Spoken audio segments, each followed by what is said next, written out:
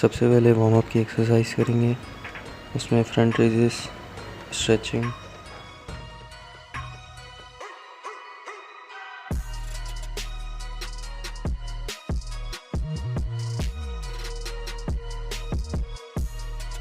फिर 12 रेप्स के 3 set pushups के निकालेंगे, 3 वाइड ग्रिप, 3 क्लोज ग्रिप।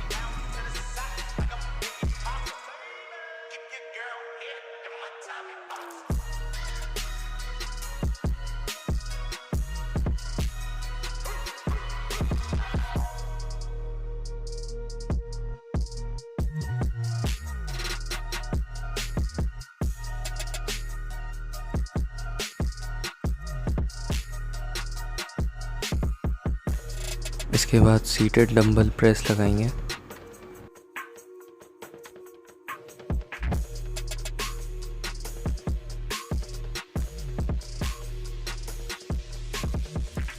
इसके बाद फ्रंट शोल्डर प्रेस लगाएंगे।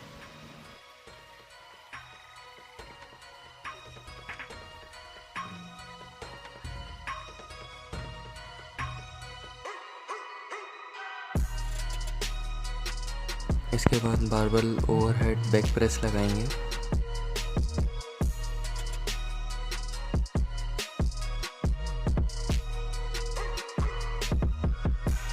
इसके बाद बारबल ओवरहेड फ्रंट प्रेस लगाएंगे।